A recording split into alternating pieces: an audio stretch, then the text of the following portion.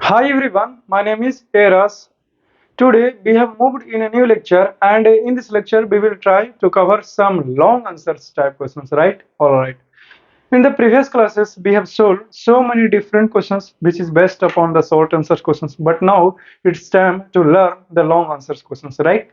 देखो, सबसे पहले लॉन्ग आंसर क्वेश्चंस जो होते हैं उसको कितने शब्दों में उत्तर को देना होता है वो उसके बारे में मैं आपसे सिखा देता हूँ, राइट? तो लॉन्ग आंसर्स क्वेश्चंस के बारे में मैं बातें करता हूँ आपसे, है कि नहीं? तो देखिए, बातें ये है कि जैसे कि आपको एग्जामिनेशन में, स्कूल के एग्जामिनेशन में लॉन्ग आंसर टाइप क्वेश्चन दे सकते हैं, इसमें कोई दो राय नहीं है। तो आपको करना क्या है, सिंपल सी बात है, लॉन्ग आंसर क्वेश्चन जैसे ही बचेगा कि answer the following long answer, the following questions are based upon the long answer question, right? यानी कि आपको जो उत्तर देने हैं प्रश्नों का वो थोड़ा सा डिटेल में देना है, राइट? जैसे कि कितना समय, 50 से 60 शब्द में अगर प्रश्नों का उत्तर अगर लिख देते हो तो इसका मतलब हुआ कि जो लॉन्ग आंसर क्वेश्चन था उसका आंसर जो है वो कंप्लीट होता है, राइट?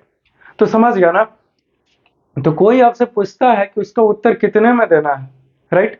तो 50 से 60 शब्द में कम से कम लॉन्ग आंसर क्वेश्चंस का मतलब हुआ, क्योंकि आप चूंकि जिस क्लास के लिए मैं पढ़ा रहा हूँ उस क्लास का लेवल के लिए 50 से 60 शब्द उचित होगा। लेकिन खैर मेरे लिए तो क्या ही कहना, है कि नहीं? तो खैर ख्याल रखा करो। तो अब लेकिन कोई लड़का मुझ पे ये क्लेम करेगा कि सर मैं जहाँ पढ़ता हूँ वहाँ तो लॉन्ग आंसर क्वेश्चन जो है वो सर उतना लंबा लिखाते नहीं है, कहाँ से लिखें? तो ऐसे मेरे से बहस नहीं कर सकते। अब कैसे लिखना है वो आप जानिए, क्योंकि मैं तो यहाँ पे बता रहा हूँ, राइट? तो यहाँ से भी सीख सकते हो, राइट? और अपने टीचर से बोलिए थोड़ा सा और डिटेल में आंसर को सॉल्यूशंस किया जाए, राइट? चलिए, अच्छी बात है। तो अब ठीक है, यहाँ पे तो देख सकते हो तुम, as it is you can see that long answer questions, ठीक है? तो इसी लॉन्ग आंसर क्वेश्चंस के बारे में बातें मैं करता हूँ, राइट? चलो, let's go to the next pages. Alright, चलो यही है क्वेश्चन नंबर 66। 66 का ए क्वेश्चन, ठीक है? तो 66 का क्वेश्चन नंबर ए है, what is meant by communicable disease, ठीक है?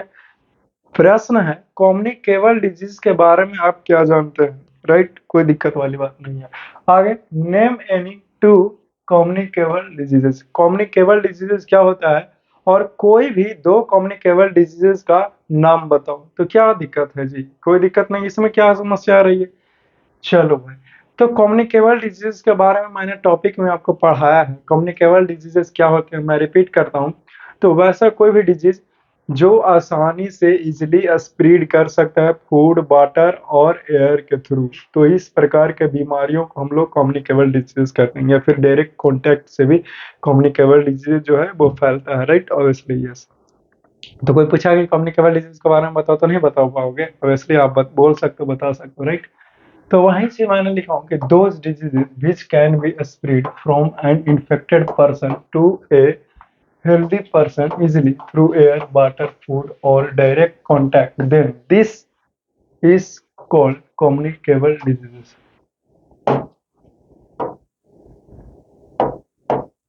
तो इसी को हम लोग कम्युनिकेबल डिजीज कहते हैं। अगर वैसा कोई बीमारी जो फैल सकता है इन्फेक्ट किस कहाँ से, तो इन्फेक्टेड पर्सन से एक हेल्दी पर्सन में चला जाए आसानी से, इजीली, ठीक है? कैसे जाएगा? तो हो सकता है एयर के मदद से चला जाए, वाटर की मदद से, या फिर भोजन के सहारे चला जाए, या फिर direct contact with the infected person. जैसे कि कोई इन्फेक्टेड पर्सन, हम उससे गला मिलते हैं, हैंडशेक करते हैं, ठीक है? तो इससे भी वो बीमारियां हो सकता है, ठीक है ना? देन तब this is called communicable disease. तो इस प्रकार के बीमारी को जो है वो हम लोग कम्युनिकेबल डिजीजेस का नाम देते हैं, राइट? Obviously yes. इसमें किसी को कोई कंफ्यूजन, किसी भी प्रकार का कोई दिक्कत हो रहा हो तो अभी बोलेगा, नहीं हो रहा? चलिए, अच्छी बात है। अभी ये क्वेश्चन का जो है वो 50% सॉल्यूशन कंप्लीट होता है। क्यों? क्योंकि 50% क्वेश्चन जो है वो अभी बचा हुआ है। वो ये है कि name any two communicable disease, यानी कि दो वो कम्युनिकेबल डिजीजेस का नाम बताओ, राइट? तो मैंने लिखाया हूँ कि flowing are the two name of communicable diseases, यानी कि कम्युनिकेबल डिजीजेस का कुछ निम्नलिखित नाम है, राइट? पहला है कॉमन कोल्ड, दूसरा है कॉलरा। तो कॉमन कोल्ड और कॉलरा जो है वो दो गो कम्युनिकेबल डिजीजेस हैं, राइट? Obviously yes. तो अब देखिए, बी पार्ट क्वेश्चन है कि what are the various ways in which communicable diseases can occur and spread. ऐसा क्या तरीका है, क्या जरिया है उस जिस जरिए का इस्तेमाल करके कम्युनिकेबल डिजीज जो है वो फैल सकता है। इन शॉर्ट और इन टोटली कहें तो आपका प्रश्न ही है कि कम्युनिकेबल डिजीज जो है वो किस प्रकार से आखिरकार फैलता है, ये प्रश्न है हमारा। तो क्या दिक्कत है? कोई दिक्कत नहीं है, बोल देंगे उत्तर, है कि नहीं, राइट? तो लिखा हूं कि flowing are the various ways in which communicable diseases can occur and spread. Occur का मतलब हुआ हो जाएगा, ठीक, और स्प्रेड का मतलब हुआ फैल जाना, ठीक है। तो मैं बोला जी कुछ निम्नलिखित तरीका है जिस तरीके से कम्युनिकेबल डिजीजेज फैल सकता है या फिर किसी को हो सकता है। तो क्या क्या वो तरीके हैं आप जान लेते हैं वन बाय वन करके, राइट? तो सबसे पहले लिखा हूं कि by breathing of air containing micro organisms. हम लोग सांस लेते हैं, ठीक है, ठीक है जी, आप भी लेते हो, राइट? हम सभी लेते हैं ऑक्सीजन। तो हम सांस लेते हैं तो एयर जाता है, और मान लीजिए कि हमने सांस लिया और ऐसा एयर चला गया है जो इन्फेक्टेड है, यानी कि जो खराब है, राइट? उसमें माइक्रो ऑर्गेनिजम्स था, बैक्टीरिया था, और हमने ले लिया, तो हमें भी क्या हो जाएगा? हमें भी बीमारी हो जाएगा क्या इससे, राइट? देखो, मान लो कि कोई लड़का था, वो अभी अभी छेंका और छेंकते हुए वो चला गया, ठीक है, छींका और वो बाइक से उड़ गया। और कोई दूसरा लड़का आ रहा है, मेरा मन चाहे,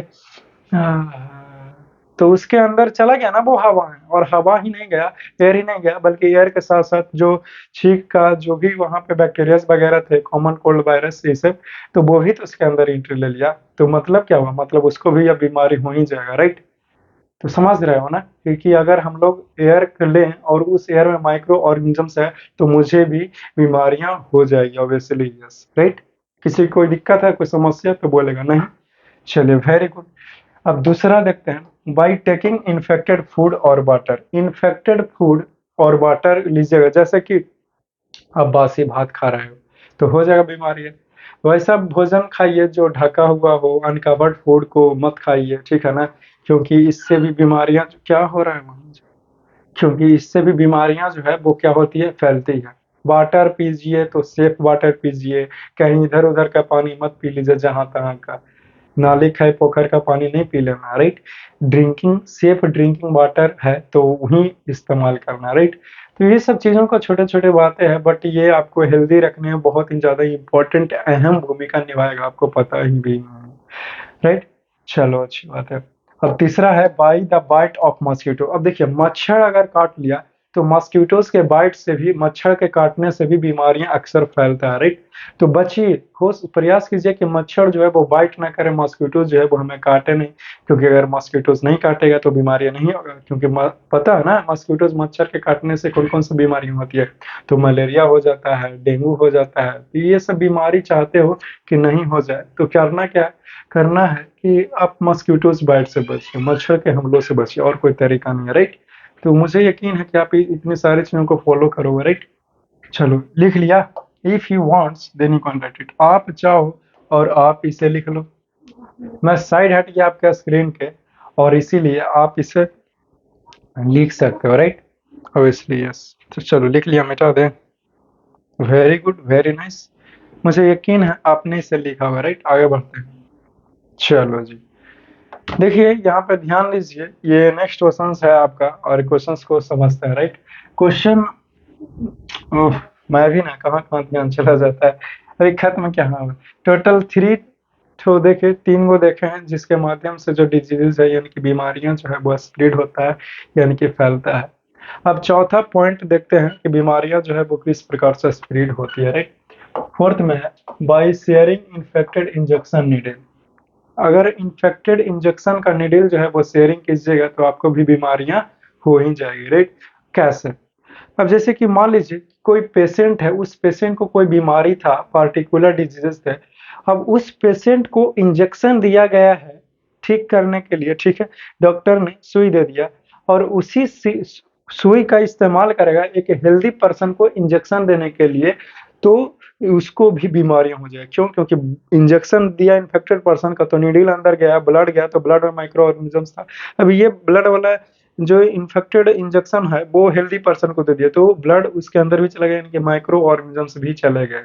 तो इस प्रकार से जो है वो ये फैल सकता है, क्या बीमारियां, तो मेक श्योर कि डिस्पोजल सिरिंज का ही इस्तेमाल करें, यानी कि एक बार सिरिंज इस्तेमाल अगर तो उसे फेंक डालो, राइट, दोबारा इस्तेमाल करने की कोई जरूरत नहीं है, और ना ही वो इस्तेमाल करने योग्य रहा भी, राइट, ऑब्वियसली यस। तो इन सारी चीजों का ख्याल रखो, ध्यान रखो, ठीक है ना। तो डॉक्टर से जब भी इंजेक्शन दिलवाना हो तो आप खुद अपने हाथों से, नरम मुलायम हाथों से परचेज कीजिए, बाय कीजिए इंजेक्शन नीडल्स को, चाहे इंजेक्शन सही, राइट। और फिर कहो कि डॉक्टर साहब देखो, तो सामने देखिएगा कि आप ही का दिया हुआ नीडल्स वगैरह सब इस्तेमाल हो रहा है ना, राइट। चलो जी, अब 5 नंबर है, ठीक है, पांचवा है कि भाई physical contact with infected person. जो इन्फेक्टेड पर्सन है, जिससे बीमारियां हुआ है, उसके करीब जाओगे तुझे भी बीमारियां हो जाएगी। सबसे बेस्ट उपाय है कि किसी भी बीमारी हो जाए उस पर्सन से दूर रहिए। जो पर्सन को बीमारी है उससे दूर रहो, तुमको कभी बीमारी होगा नहीं, राइट। नहीं तो आप उसके करीब जाइए, गला मिलिएगा, है कि नहीं, मोहब्बत करने लगिएगा, उससे हाथ मिलाइएगा, गाल छुइएगा, राइट। कितना दिन से दुबला गया, तुम तो खाना ही नहीं खाओ, और इतना दिनों बोला, ये हंसने लगा, और पूरा पूरा हेयर चला गया आपके पास, क्योंकि करीब से बोलोगे तो उसका थूक भी जा सकता है, और एयर का तो क्या ही कहना है ना। तो करीब मत जाइए उसके, ताकि आप सुरक्षित रह सको, राइट। चलिए, तो ये क्वेश्चंस का जो सॉल्यूशंस थे वो कंप्लीट होता है। If you wants then you can write it, आप चाहो और आप इसे लिख लो। चलिए, लिख लिया होगा ना। नेक्स्ट क्वेश्चन, अब नया क्वेश्चन है, क्वेश्चन नंबर 67 का ए पार्ट है। तो 67 का ए पार्ट क्वेश्चन है, इसे हम लोग डील करने का प्रयास करते हैं, राइट। देखिए, क्वेश्चन है कि name any 5 human diseases caused by micro organisms. Micro organisms के द्वारा कोई ऐसा बीमारी होता है ह्यूमन बींग्स में, हम मानवों में, तो उस बीमारियों का नाम बताओ। मैं रिपीट करता हूँ क्वेश्चन को, ऐसा 5 को बीमारी का नाम बताओ जो हम मानवों में होता है माइक्रो ऑर्गेनिजम्स का चलते। तो कोई दिक्कत वाली बात नहीं, बहुत सारी बीमारी है, कोई भी बता देंगे। आगे पढ़ते हैं क्वेश्चन को। ऑल्सो, और यह भी बताओ, name the causative micro organisms and mode of transmission for each of this disease. और यह भी बताओ कि वो बीमारी किसके कारण हुआ, और यह भी बताइए कि वो कैसे फैलता है। देखो, लॉन्ग आंसर क्वेश्चन का यही तो मजा है, थोड़ा इंतजार का मजा लीजिए। मतलब कि कितना पूछ दिया एक ही चीज में, है कि नहीं। क्वेश्चंस बहुत हार्ड नहीं है, लेकिन थोड़ा सा चीजों को ये भी पूछ दिया, वो भी पूछ दिया, ऐसे भी कर लो तो थोड़ा बड़ा हो जाता है, राइट। और बाकी इजी ही रहता है, इसी के अगर तोड़ तोड़ को पूछता तो कितना आसान रहता जी, राइट। लेकिन एक ही में दे दिया तो कोई दिक्कत वाली बात नहीं, हमने तो उसे बदला है और अभी भी बदला रहा हूँ, राइट। तो कुछ तो सबसे पहले तो 5 बीमारी का नाम लिख लेते हैं, है कि नहीं। और ये बहुत सारा चीजें लिखेंगे, लिखा हूँ, following are the 5 human diseases caused by micro organisms. यानी कि माइक्रो ऑर्गेनिजम्स के द्वारा ह्यूमन बींग्स में बीमारी होता है 5 गो का नाम, जो कुछ निम्नलिखित है। एंड, और सिर्फ नाम ही नहीं है, बल्कि also there causative micro organisms. Causative micro organisms एक दिन हमने बताया था। कॉजेटिव माइक्रो ऑर्गेनिजम्स का मतलब हुआ कि वो बीमारी जो है वो किसके चलते होता है, कौन सा माइक्रो ऑर्गेनिजम्स का चलते होता है। जिस माइक्रो ऑर्गेनिजम्स का चलते होगा वो माइक्रो ऑर्गेनिजम्स ही पॉजिटिव माइक्रो ऑर्गेनिजम्स कहलाएंगे, राइट। और एंड मोड ऑफ ट्रांसमिशन, और वो उसका कैसे वो फैलता है, उसका क्या मोड है, क्या तरीके है, क्या जरिए हैं, ये भी चर्चा करूंगा, right. Four for each of this disease, यानी कि 1 2 3 4 5 गो टोटल डिजीज का नाम पूछा है, तो सभी डिजीज को 1 बाय 1 करके आपको बीमारी के बारे में नाम भी बताऊंगा, उसका कॉजेटिव माइक्रो ऑर्गेनिज्म से भी बताऊंगा, और मोड ऑफ ट्रांसमिशन भी बताऊंगा। इसलिए चिंता करने की कोई जरूरत नहीं है, बस आराम से मैं जो बोलता रहूं आप जो कहानियों की तरह सुनते रहें, और क्या चाहिए। पहला है ट्यूबरक्लोसिस। ट्यूबरक्लोसिस नाम का बीमारी जो है वो हो जाता है, हम मानवों को ही होता है। इसका कॉजेटिव माइक्रो ऑर्गेनिजम्स, यानी कि किस माइक्रो ऑर्गेनिजम्स के चलते ये होता है, तो आंसर है बैक्टीरिया के कारण होता है। मोड ऑफ ट्रांसमिशन, ये कैसे फैलता है, तो एयर के कांटेक्ट से फैलता है, राइट। एयर के थ्रू जो है वो ये बीमारियां फैल जाती है, राइट। अब देखिए, दूसरा बीमारी का नाम है मिसल्स। मिसल्स एक बीमारी का नाम है, इसका कॉजेटिव माइक्रो ऑर्गेनिजम्स है वायरस। यानी कि किसके कारण मिसल्स होता है, कौन सा माइक्रो ऑर्गेनिजम्स के कारण होता है, तो वायरस के कारण होता है। मोड ऑफ ट्रांसमिशन, यानी कि ये बीमारी कैसे फैलता है, किस चीज के थ्रू फैलता है, तो एयर के थ्रू फैलता है, राइट। अभी भी अगर आप नहीं लिखे हो तो आप इसे नोट कर लीजिए, अच्छे तरीके से लिख लो। मैं साइड हट गया हूँ, राइट। चलो, तो अभी तक हमने टोटल 1 और 2 ही डिजीज के बारे में जाने हैं, और भी बीमारी के बारे में हम लोग जानकारी लेने वाले हैं, राइट। चलिए, तो तीसरा है that is the chicken pox. Chicken pox भी एक बीमारी का ही नाम है, राइट। तो इस चिकन पॉक्स के बारे में भी हम लोग जानकारी ले लेते हैं। चिकन पॉक्स बीमारी है जो हम मानवों में ही होता है, हम जैसे ह्यूमन बींग्स में ही होता है। इसका पॉजिटिव माइक्रो ऑर्गेनिजम्स होगा वायरस, यानी कि वायरस के कारण ही चिकन पॉक्स होता है। मोड ऑफ ट्रांसमिशन, यानी कि ये बीमारी कैसे फैलता है, तो एयर और कॉन्टैक्ट के थ्रू, यानी कि एयर से भी फैल सकता है, और जिसको चिकन पॉक्स हो उसके करीब जाओगे तो ही ये बीमारी हो जाएगा, राइट। चौथा नंबर पर बीमारी है that is the polio. Polio नाम का बीमारी है। तो पोलियो जो है वो कैसे होगा ये बीमारी, राइट। तो इसका पॉजिटिव माइक्रो ऑर्गेनिजम्स जो है वो वायरस है, ठीक है। किसके कारण पोलियो होता है, तो वायरस के कारण होता है। और मोड ऑफ ट्रांसमिशन, यानी कि बीमारी फैल कैसे सकता है, तो एयर और वाटर के थ्रू ये बीमारी फैल सकता है, राइट। तो ये जितना भी मैं बता रहा हूँ, ये सारा का सारा पॉइंट जो है वो हर एक एक पॉइंट इंपॉर्टेंट है, और हर एक एक पॉइंट से ऑब्जेक्टिव क्वेश्चन जो है वो बनाए जा सकते हैं। इसीलिए इस चीज का ध्यान रखो, इस चीज का ख्याल रखिए, राइट। Obviously yes. देखो क्वेश्चन नंबर, सॉरी, ये पचमा है। पचमा डिजीज का नाम है that is the cholera. Cholera नाम की बीमारी जो है वो हम जैसे ह्यूमन बींग्स को ही होता है, राइट। इसका कॉजेटिव माइक्रो ऑर्गेनिजम्स, यानी कि ये कोलरा किस माइक्रो ऑर्गेनिजम्स के द्वारा होता है, या फिर कौन सा माइक्रो ऑर्गेनिजम्स के चलते होता है, तो उसका नाम है बैक्टीरिया। बैक्टीरिया के चलते ही कोलरा होता है। मोड ऑफ ट्रांसमिशन, यानी कि ये कैसे फैलता है ये बीमारी, तो वाटर और फूड के थ्रू ये बीमारी जो है वो फैलते हैं, राइट। तो इस चीज का ख्याल रखो, हमेशा सेफ ड्रिंकिंग वाटर ही पीजिए और हमेशा सेफ भोजन ही कीजिए, राइट। चलिए, if you wants then you can write it. आप चाहो और आप इसे लिख डालो, ठीक है। मुझे यकीन है कि आप इसे लिखोगे, राइट। और इसलिए यस, ये कंप्लीट होता ना ए पार्ट। अब देखो बी पार्ट है, बी क्वेश्चन है, राइट। क्वेश्चन नंबर बी, ठीक है। क्वेश्चन है जी, क्या state the various ways of preventing the occurrence and spreading of preventing the occurrence and spreading of communicable diseases। बहुत कुछ, हमें कुछ अलग अलग तरीका बताओ, कुछ ऐसा अलग अलग तरीका बताओ जिसका इस्तेमाल करके हम लोग जो है वो कम्युनिकेबल डिजीजेस को फैलने से रोक सकते हैं या फिर रोका जा सकता है, राइट। ये क्वेश्चंस है, तो कोई दिक्कत वाली बात नहीं है। इस क्वेश्चंस का भी सॉल्यूशंस करेंगे और इस प्रश्नों को भी डील करेंगे, राइट। तो आंसर है, लिखा हूं कि following are the various ways of preventing the occurrence and spreading of communicable disease, यानी कि कुछ निम्नलिखित अलग अलग तरीका है रोकने के लिए किस चीज को, अकरेंस, यानी कि हो सकता है और फैल सकता है कम्युनिकेबल डिजीज। तो इसको रोकने के लिए, प्रिवेंटिंग करने के लिए, यानी कि रोकने के लिए कुछ निम्नलिखित तरीके हैं।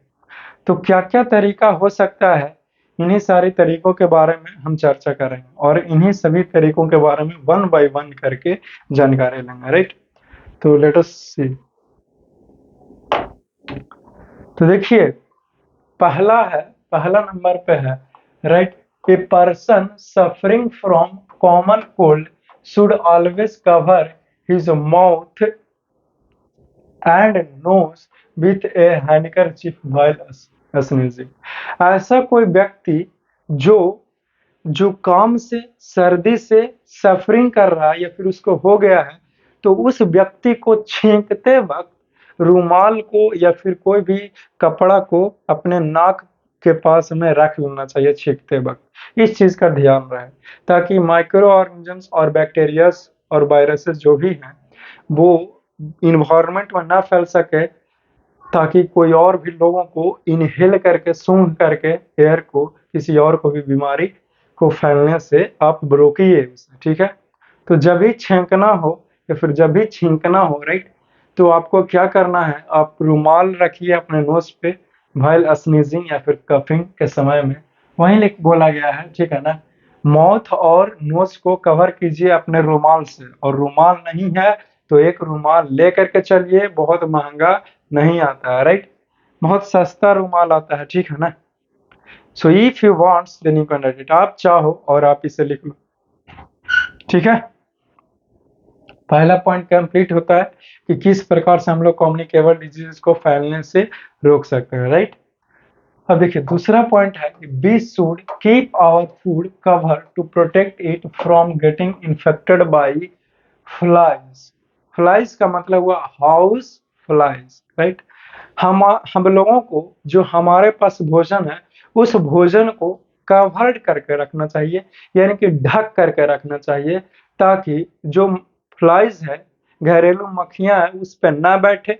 क्यों? क्योंकि मक्खियां, घरेलू मक्खियां ना जाने कहाँ कहाँ लैट्रिन पे या फिर कूड़ा में, कचरा में, करकट पे जा करके बैठ जाती है और वहीं उड़ करके हमारे भोजन पे बैठेगी और हम उस भोजन को खाएंगे तो हमें भी बीमारी हो जाएगी, क्योंकि उसके पैरों में, उसके हेयर्स में बहुत सारे माइक्रो ऑर्गेनिजम्स होंगे। वो भोजन में चला गया और फिर वो भोजन की सहायता से हमारे पेट में चला जाएगा और फिर इस प्रकार से हमें बीमारियां हो सकती है, राइट। तो हमें इस चीज से बचना चाहिए, है कि नहीं डियर? Obviously yes. तो इस चीज का ख्याल रखा करो यारो, है कि नहीं। तो करना क्या है, करना है सिंपल सी बात है कि भोजन को कवर्ड करके रखिए, यानी कि भोजन को ढक करके रखिए, ताकि किसी भी प्रकार के कोई माइक्रो ऑर्गेनिजम्स उस तक पहुंच ही ना सके। अब फ्लाई जाएगी ही नहीं, घरेलू मक्खियां जाएगी नहीं, तो कैसे बीमारी होगा? नहीं होगा ऑब्वियसली, ठीक है ना। तो ये पॉइंट्स कंप्लीट होता है। अब तीसरा देखते हैं, we should drink clean and safe water. हम लोगों को हमेशा सुरक्षित पानी और साफ सुथरा पानी को पीना चाहिए। पानी पीने से पहले एक बार देख लीजिए कि पानी में किसी भी प्रकार का कोई चीज तो नहीं ना है, राइट। और हमेशा फिल्टर वाटर को ही पीजिए, राइट। मतलब कि जहां तहां के जैसे तैसे पानी ना पी लगा, क्योंकि आजकल क्या भरोसा, क्योंकि मोटर का भी पानी, मोटर साफ नहीं होता है, कई महीना, 6 महीना, 1 साल हो जाता है, तो कभी कभी मोटर का पानी भी खराब आने लगता है, राइट। इसीलिए कहता हूँ कि फिल्टर करके हल्का सा छान करके पानी को पी लियो, राइट। तो इस चीज का ख्याल रखा कीजिए, ताकि आपको किसी प्रकार का कोई बीमारी ना हो सके। बीमारी से बचना है तो ये सब कुछ आपको फॉलो करना ही पड़ेगा, राइट। Obviously yes. देखो फोर्थ पॉइंट लिखा हूं कि we should protect our self from mosquitoes bite. देखिए बार बार बोलते आया हूँ कि ज्यादातर बीमारियों जो है वो मच्छर के काटने से ही होता है, क्योंकि मच्छर तो भाई हर जगह पाया जाता है, राइट। तो आपको करना क्या, आपको करना बस इतना ही है कि आपको मच्छर के हमलों से बचना चाहिए आपको, है कि नहीं। मच्छर आपको काटेंगे नहीं, मलेरिया कैसे होगा? मच्छर आपको काटेंगे नहीं, डेंगू कैसे होगा? नहीं होगा। तो डेंगू मलेरिया से बचने के लिए, मॉस्किटोज के हमलों से बचिए, उसके लिए नेट, मॉस्किटोज नेट का इस्तेमाल कीजिए, राइट। चलिए पांचवा है कि only disposal syringes and needles are used for giving as injections. Injection देने के लिए, जब हमें सुई देना हो, किसी भी मेडिसिन का इंजेक्शन जब ले रहे हैं, तो मेक श्योर कि आप डिस्पोजल सिरिंज और नीडल का ही इस्तेमाल कर रहे हो। मतलब क्या होगा? मतलब एक बार इस्तेमाल करें तो उसे फेंक डालें और नया खरीदें, और उसको, उस नीडल सिरिंज को एक ही बार सिर्फ और सिर्फ इस्तेमाल होना चाहिए, ठीक है ना। तो इस प्रकार के नीडल्स और सिरिंज का इस्तेमाल कीजिए, ताकि किसी भी प्रकार का कोई वायरसेस, बैक्टीरिया जो है वो आपके बॉडी में ना जा सके। Alright, yes. तो क्या करना क्या है, तो इस चीज का ख्याल रखना है कि नहीं। तो ख्याल रखोगे ना, और ध्यान भी रखना। छठा पॉइंट है, we should avoid physical contact with infected person. ऐसा कोई भी व्यक्ति जो बीमारी हो गया, जिसको बीमारी हो गया है, तो हम उस पर्सन से जरा सा दूरी बना के रखें। क्या दिक्कत वाली बात है? कोई दिक्कत वाली बात नहीं। क्योंकि भैया देखो ऐसा है, तुमको बीमारी हो गया छोटे, तुम हमसे अभी दूर रहना कुछ दिन, राइट। ऐसा नहीं कि वो पराया हो गया, लेकिन भाई बीमारी है, हमें थोड़ी है कि ये हम हमारे बड़े भैया, हम इसको में नहीं जाएंगे, वायरस आप ही के पास रहेंगे, ऐसा थोड़ी होता है। किसी को भी बीमारी हो सकता है, तो ख्याल रखे करो इस चीज का, दूरी बना कर रखे उस पर्सन से, चाहे वो फैमिली मेंबर अपना ही क्यों ना हो, लेकिन देखभाल करिए, राइट। ये भी फर्ज निभाना होता है। सातवां है कि we should take vaccination at proper time. देखिए कुछ कुछ बीमारियों जैसे कोलेरा वगैरह ये सब हो गया, चिकन पॉक्स वगैरह ये सब हो गया, तो ये सब कुछ बीमारियां जो है वो इसे रोका, पोलियो हो गया, ये सब बीमारियां हैं, तो इसे वैक्सीन ले करके रोका जा सकता है। तो वैक्सीनेशन भी होना चाहिए प्रॉपर टाइम, है कि ना। बूढ़ा गए तब जाके पोलियो के वैक्सीन ले रहे हैं, बूढ़ा गए, खोखे का टाइम आ गया, जाने का टाइम आ गया, तो अब वैक्सीन ले रहे हैं, कौन काम का। तो प्रॉपर टाइम पे, सही टाइम पे आपको वैक्सीन लेना अनिवार्य है, ताकि आपका इम्यूनिटी पावर इंक्रीज हो जाए, राइट? ताकि कोई भी बीमारी आसानी से आपको ना हो पाए। तो इस सब के लिए सरकारी, बहुत सारे सरकारी अस्पतालों में वहाँ जाइए, गवर्नमेंट ने फैसिलिटी दिया है, राइट? तो वहाँ से आप पता कर सकते हैं कि हाँ भाई, कोई आपके पास कुछ ऐसा अवेलेबल है क्या, राइट? ठीक है, चलिए। If you wants then you can write it, आप चाहो और आप इसे लिख लो। ठीक है जी, तो इस प्रश्नों का उत्तर जो है वो आई होप कि कंप्लीट हो गया होगा, और अब नेक्स्ट क्वेश्चंस की मैं बातें कर सकता हूँ। चलिए नेक्स्ट क्वेश्चन, 68 का क्वेश्चन नंबर ए है, राइट? क्वेश्चन है, what is a vaccine? Vaccine क्या होता है? इसका इसके बारे में बताओ। How does a vaccine work? Vaccine क्या होता है, और वैक्सीन किस प्रकार से और किस तरह से काम करता है, ये भी तो बताना है कि नहीं? लिखा हूँ, a vaccine is a special kind of medicine which provides immunity और protection against a particular disease. Vaccine जो है वो एक प्रकार के, स्पेशल प्रकार के और स्पेशल तरह के दवाई होता है जो हमको इम्यूनिटी देता है। यानी कि इम्यूनिटी देता है मतलब क्या हुआ? मतलब ये हुआ कि कोई एक पार्टिकुलर बीमारी से लड़ने का शक्ति देता है हमारे शरीर को, तो वही है वैक्सीन। समझ गया ना? अब वैक्सीन आखिरकार काम कैसे करता है हमारे शरीर में, यही प्रश्न है, और इसी प्रश्न को डील करेंगे हम लोग। तो कोई दिक्कत वाली बात नहीं है, और चलो डील किया जाए, राइट? Obviously yes. तो देखो, लिखा हूं डियर, वैक्सीन कैसे काम करता है ये अब बता रहा हूं इस पॉइंट से, ठीक है? तो इसको ध्यान देना है, राइट? लिखा हूं कि vaccine works as follow. Vaccine जब कुछ निम्नलिखित तरीके से काम करता है, जैसे a vaccine contains the dead और weakened but a live micro organisms of a disease. Vaccine जो है वो डेड, मरा हुआ, लेकिन जिंदा माइक्रो ऑर्गेनिजम्स रहता है। वैक्सीन में क्या रहता है, मैं रिपीट करता हूं, तो मरा हुआ लेकिन जिंदा रूप में वो वैक्सीन में माइक्रो ऑर्गेनिजम्स होते हैं, राइट? जैसे कोई पंछी है, पंछी को पंख ही काट दिए तो पक्षी जिंदा रहेगा, लेकिन फिर भी जीते हुए भी वो असमर्थ जैसा रहेगा। तो कुछ यही हाल है यहाँ भी, राइट? ठीक है ना? लेकिन एलाइव माइक्रो ऑर्गेनिजम्स रहते हैं, जीवित माइक्रो ऑर्गेनिजम्स है ये, ठीक है? Of disease, of a disease, किसी एक पार्टिकुलर बीमारी के लिए, विच आर हार्मलेस, जो हमें कोई नुकसान नहीं पहुंचाएगा, ठीक है ना?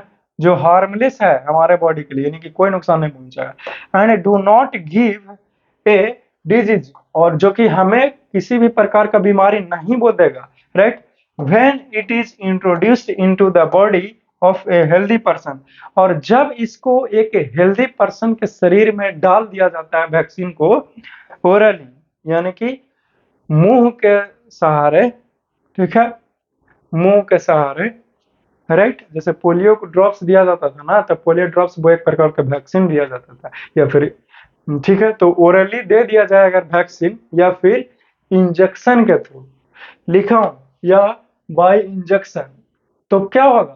The body of that person responds by producing some substances called antibodies. तब उसका, जब वैक्सीन दे दिया जाएगा एक हेल्दी पर्सन को, तब उसका जो बॉडी है वो रिस्पॉन्स करना शुरू करेगा। कैसे? तो कुछ प्रोड्यूस करेगा, कुछ स्पेशल प्रकार के सब्सटेंसेस को, और वो सब्सटेंस क्या है? तो एंटीबॉडीज है, राइट? एंटीबॉडीज कहाँ प्रोड्यूस होगा? In its blood. हम जिसको भी वैक्सीन लगाए उसके ब्लड में एंटीबॉडीज बनना शुरू हो जाए, right? These antibodies kill any alive disease causing microorganisms present in the vaccine। अगर ये जो एंटीबॉडीज है वो कोई भी अगर जिंदा माइक्रो ऑर्गेनिजम्स है उसी वैक्सीन में जो हमें बीमारी दे सकता है, तो उसको मारने का काम करेगा या फिर मार देगा, राइट? या फिर उसी के जैसा कोई भी अगर आ रहा है हमारे बॉडी के अंदर में, ठीक है ना, तो फिर उस माइक्रो ऑर्गेनिजम्स को मारने का काम करेगा ये एंटीबॉडीज, राइट? आगे लिखा हूं कि some of the antibodies present in the blood of person for a very long time, of the person for a very long time and fight present in the blood of the person, some of the antibodies present in the blood of the person। देखो, लेकिन कुछ कुछ जो antibodies होता है, right, some of the antibodies वो person के blood में, पर्सन के खून में ही बहुत लंबे समय तक के, या फिर इनफैक्ट हमेशा के लिए वो क्या होता है, वो फिट हो जाता है, वो रहता है, ठीक है। एंड और रहता ही नहीं बल्कि and fight against the same microorganisms and kill them if they happen to enter the body naturally। और वो हमेशा के लिए वो एंटीबॉडीज रहता है, तैयार रहता है। और जैसे ही वो जिस बीमारी के लिए वो एंटीबॉडीज बना तैयार हुआ, वैसा बीमारी जैसे ही हमारे बॉडी में एंट्री लेना चाहेगा, तो इस बीमारी से तुरंत ही वो लड़ना शुरू कर देगा, तुरंत ही वो फाइट करना शुरू कर देगा, और फाइट करके उसको नाश कर देगा, मार देगा, ठीक है। तो वैक्सीन कैसे काम होता है, मैं लाइन बाय लाइन करके आपको मैंने बतलाने का प्रयास किया है, ठीक है।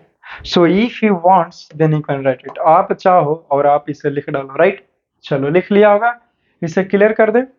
अब देखिए वैक्सीन कैसे वर्क करता है, मैं फिर से एक बार रिपीट कर देता हूँ। सबसे पहले मैं बताया कि वैक्सीन क्या होता है। तो वैक्सीन जो है वो एक स्पेशल प्रकार का मेडिसिन है, दवा है, जो हमें इम्यूनिटी प्रदान करता है। इसका अर्थ ये हुआ कि हमें किसी भी बीमारी से लड़ने का ताकत प्रदान करता है, ठीक है ना। तो वो वैक्सीन कहलाता है। और वैक्सीन कैसे वर्क करता है, कैसे काम करता है, अब ये सीखना है, राइट। तो देखिए इसे सीखने के लिए मैं तेरे से बतला रहा हूँ डियर, कि वैक्सीन जो है ना वो होता क्या। देखिए ध्यान से सुनना और ध्यान से समझना।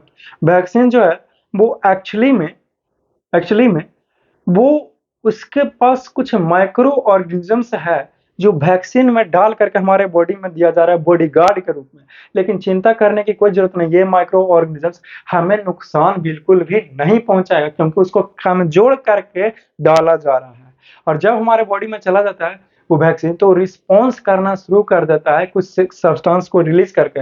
जो कौन सा सब्सटेंस है, तो एंटीबॉडीज है। और ये जो एंटीबॉडीज है वो हमारे ब्लड में रहता है। और जैसे ही जिस माइक्रो ऑर्गेनिजम्स के लिए वैक्सीन लगा, तो उस प्रकार के अगर माइक्रो ऑर्गेनिजम्स कोई हमारे बॉडी के अंदर एंट्री लेता है हमें बीमारी देने के लिए, तो तुरंत से एंटीबॉडीज जो है वो लड़ाई करने लगता है उस बीमारी से, और उसे हरा देता है। और इस प्रकार से हमारा बॉडी जो है वो सुरक्षित रहता है, और हमें बीमारियां नहीं होती है वैक्सीन लेने के बाद, राइट। तो आई होप कि तुझे हर एक चीजों के बारे में समझ में आ रहा होगा, स्पष्ट से आपको जानकारियां मिल पा रहा होगा, राइट। ऑब्वियसली यस, तो इन सभी चीजों का ख्याल रखना, राइट। चलिए हो गया। अब देखिए बी क्वेश्चन है जी, इसे समझते हैं। क्वेश्चन है कि भाई आर चिल्ड्रन गिवन वैक्सीन, बच्चों को वैक्सीन क्यों देना चाहिए, है कि नहीं। देखिए बच्चा है, नरम मुलायम है कि नहीं, उसके पास उतना बीमारियों से लड़ने का क्षमता कहाँ से आया, है कि नहीं। मैच्योर हो जाएगा, जवान हो जाएगा, बड़ा हो जाएगा, तब ना उसके पास और डेवलप करेंगे। छोटे बच्चे के पास कितना ताकत रहेगा, राइट। तो देखिए children should be vaccinated at proper ages to provide them immunity from certain. बच्चों को एक सही एज के बाद उसे वैक्सीन देना अनिवार्य है, और उसे वैक्सीन देना चाहिए, ताकि उसको बीमारियों से लड़ने का शक्ति मिल सके आज के इस मॉडर्न युग में। समझ गया ना। तो इसीलिए वैक्सीन लगवा लेना चाहिए, राइट। अपने डॉक्टर से, कंसर्न्ड फिजिशियन से मिलिए और पूछिए कि ये वैक्सीन सेफ है ना। अगर किसी प्रकार का दिक्कत नहीं होता है, वो वैक्सीन सक्सेसफुल है वो, तो आप उसे लगवा सकते हैं। सुरक्षित वैक्सीन है तो लगवा सकते हैं, और इस प्रकार से आप अपने इम्यूनिटी पावर को स्ट्रॉन्ग कर सकते हो। वैक्सीन के बारे में एक और खास टिप्स देता हूँ, जो एक्स्ट्रा से बोनस पॉइंट के रूप में जान लेगा। जैसे कि कोई मैं जाता हूँ रोड पे, तो हमें कोई लड़के हम मुझे तंग करता है, राइट।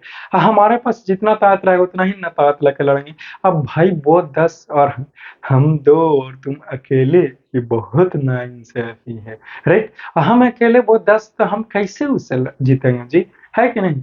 पहलवान हैं हम, राइट। बच्चे हैं, नरम मुलायम से चीज है कि नहीं, बिखर जाएंगे, राइट। तो आई एम जस्ट किडिंग, मैं मजाक करते रहता हूँ, इसलिए आपको चिंता करने की कोई जरूरत नहीं है। तो मैं आपसे ये बता रहा हूँ कि वो कैसे जीते।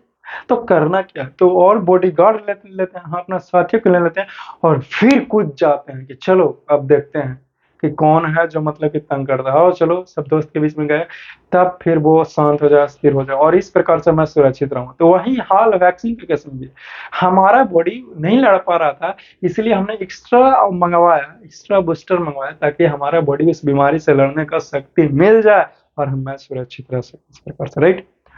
चलिए if you wants then you can write it, आप चाहो और आप इसलिए कहाँ चला गया जी, देख लेगा एक बार, ठीक है ना।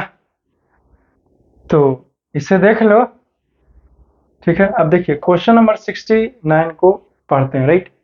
क्वेश्चन नंबर 69 है, what is meant by nitrogen fixation. Nitrogen fixation के बारे में आप क्या जानते हैं या फिर आप क्या समझते हैं? A state to base in which nitrogen gas of the atmosphere can be fixed in nature to get nitrogen compounds, right? In the soil. ठीक है, आप नाइट्रोजन फिक्सेशन के बारे में क्या जानते हैं या फिर नाइट्रोजन फिक्सेशन के बारे में बताइए। और इतना ही नहीं बल्कि दो ऐसा तरीका बताओ जिस तरीके का इस्तेमाल करके नाइट्रोजन गैस जो एयर में प्रेजेंट है इसको नाइट्रोजन कंपाउंड में सॉइल में बदला जा सकता है ताकि वो प्लांट्स के लिए यूजफुल रहे, प्लांट्स उसका इस्तेमाल कर सके, राइट? Obviously yes. तो सबसे पहले जानते हैं कि नाइट्रोजन फिक्सेशन क्या होता है कि नहीं। तो चलिए मैं लिखा हूं, नाइट्रोजन को गैस को नाइट्रोजन कंपाउंड में बदलना यही नाइट्रोजन फिक्सेशन कहलाता है। फिक्सेशन का अर्थ ही हुआ कंपाउंड में बदलाएगा नाइट्रोजन, राइट?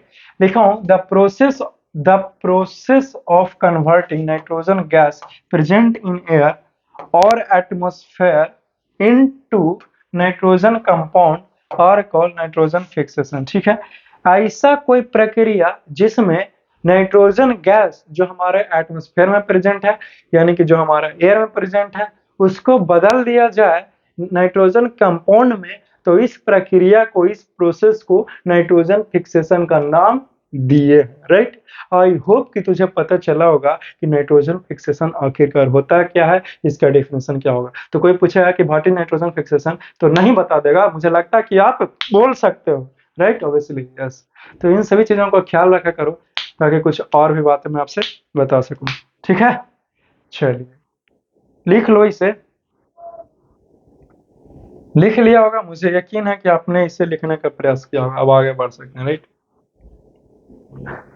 देखिए लिखा हूं कि flowing are the two ways in which nitrogen gas of the atmosphere can be fixed in nature to get nitrogen compounds in the soil. कुछ निम्नलिखित दो तरीका है और उस दो तरीके का इस्तेमाल करके नाइट्रोजन गैस जो हमारा एयर में, एटमॉस्फेयर में प्रेजेंट है उसको बदल सकते हैं। किस चीज में? तो बोलो किस चीज में? हाँ हाँ, तो नाइट्रोजन कंपाउंड में। वेरी गुड, बहुत अच्छे।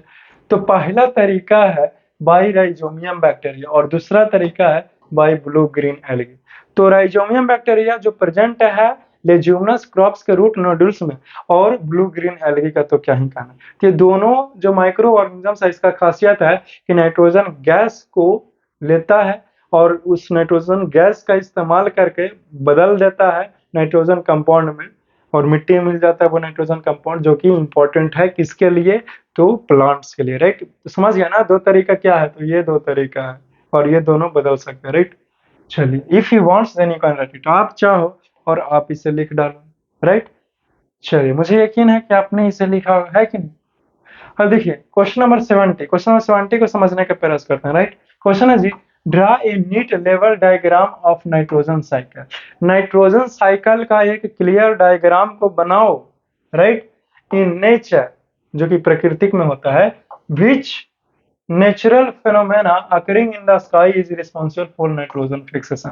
और प्रकृति में, हमारे नेचर में ऐसे कौन सा घटना घटता है जिसके कारण नाइट्रोजन गैस जो है वो नाइट्रोजन कंपाउंड में बदल जाता है, यानी कि नाइट्रोजन फिक्सेशन प्रक्रिया हो जाती है उस घटना से भी, ये बताया गया है।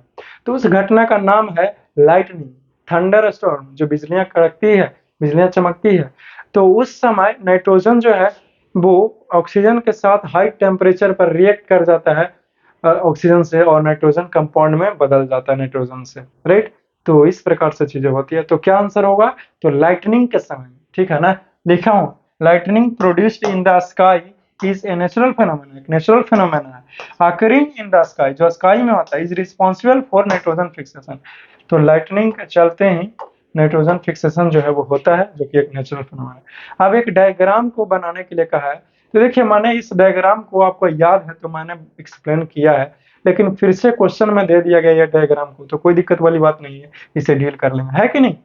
देखिए, तो इस प्रकार से फिगर को तुम पहले देख लो भाई और उसे कॉपी में लिख लो ताकि कुछ भी छूट ना जाए, ठीक है? If you wants then you can, आप चाहो और आप इसे लिख लो। चलो, आपने चाहा लिख लिया, वेरी गुड। देखिए nitrogen atmospheric nitrogen gas, atmosphere में नाइट्रोजन गैस जो है वो प्रेजेंट है, उपस्थित है, राइट। अब देखिए होता क्या है, अभी इस एटमॉस्फेयर में जो नाइट्रोजन गैस प्रेजेंट है, उपस्थित है, अब यहाँ पे नाइट्रोजन फिक्सिंग बैक्टीरिया जैसे ब्लू ग्रीन एल्गी हो गया, या फिर लाइटनिंग ही हुआ, या फिर एजोमियम बैक्टीरिया ही है, अब इसको नाइट्रोजन कंपाउंड में बदलने का काम करता है, नाइट्रोजन कंपाउंड में बदल दिया, जो कि मिट्टी में वो मिल गया, वो नाइट्रोजन कंपाउंड, ठीक है ना। चलिए ठीक है, अब ये जो नाइट्रोजन कंपाउंड है वो प्लांट्स के द्वारा इस्तेमाल कर लिया गया, यहाँ पे ध्यान दो, प्लांट्स के द्वारा इस्तेमाल कर लिया गया, राइट। अब ये जो प्लांट्स है वो प्लांट्स खा लिया जाएगा एनिमल्स के द्वारा, अब एनिमल भी मारेगा और प्लांट्स भी मारेंगे, अब यहाँ पे आ गया, ठीक है। तो nitrogenous waste of dead plants और dead animals and animal excretion, तो एनिमल का बेस्ट मटेरियल और प्लांट्स का भी बेस्ट मटेरियल, और ये प्लांट भी मारा और एनिमल भी मारा, मार के यहाँ आया, तो इसके पास नाइट्रोजिनस बेस्ट रहेगा ना, क्योंकि नाइट्रोजन कंपाउंड का इस्तेमाल जो किया है कि नहीं। अब इसको क्या करेगा, बैक्टीरिया एंड फंगी जो है वो डिकम्पोज करेगा, अब इस नाइट्रोजिनस बेस्ट जो इसके पास है वो डिकम्पोज करके नाइट्रोजन कंपाउंड को मिट्टी में मिला देगा, तो फिर से नाइट्रोजन कंपाउंड मिट्टी में आ गया। अब इस मिट्टी में मिला हुआ नाइट्रोजन कंपाउंड जो है डियर, अब इसको कुछ denitrifying bacteria decompose some compounds of nitrogen into nitrogen gas, तो डीनिट्रीफाइंग बैक्टीरिया यानी कि नाइट्रोजन कंपाउंड को तोड़ करके नाइट्रोजन गैस में बदलने वाला कुछ बैक्टीरिया है, ठीक है।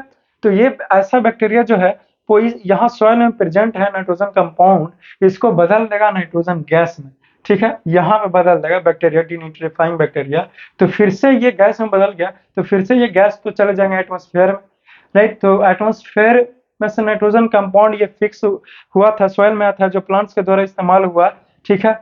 अब फिर यहाँ आया, फिर से नाइट्रोजन कंपाउंड जो है वो गैस में बदला एटमॉस्फेयर, तो इस प्रकार से बार बार आ गया, प्लांट्स भी खाएगा, एनिमल खाएगा, और फिर इस प्रकार से मारेगा, फिर से मिट्टी मिलेगा, फिर इस प्रकार से बार बार होते रहेगा, यही है नाइट्रोजन साइकिल, ठीक है ना, नाइट्रोजन साइकिल यही, और इसका नेचुरल एक चार्ट डायग्राम जो है वो यही है, इस चार्ट डायग्राम को बना लेना है, और ये भी लिख लेना है, लाइटनिंग के कारण जो है वो नाइट्रोजन गैस को फिक्स किया जा सकता है, राइट। तो इसे लिख लो, लिख लिया, चलिए वेरी गुड, मुझे यकीन है कि तुमने इसे लिखने का प्रयास किया होगा, ठीक है ना। तो बहुत बहुत शुक्रिया आप सभी का, ठीक है ना, मुझे यकीन है कि आप सभी को एंजॉय कर पा रहे हो क्लासेस को, और अच्छे तरीके से मन लगा करके मेहनत करके पढ़ते हो, ठीक है। तो बहुत सारी बातें करूंगा डियर नेक्स्ट क्लास में, जैसे कि मैं करते रहता हूँ। तब तक के लिए मेरी बस इतनी इच्छा है कि आप जहाँ भी रहिए मुस्कुराते हुए रहिए, और इंजॉय योर डे, और हैव ए नाइस डे, और दोस्तों के बीच में प्यार मोहब्बत एक साथ करते, क्योंकि मैं दो ही तरह की बातें करता हूँ, पहला ठुकरा दो या फिर प्यार करो, तो ठुकराओगे क्यों, प्यार ही करना, राइट। ठीक है, so love you all, see you soon, take care, best of.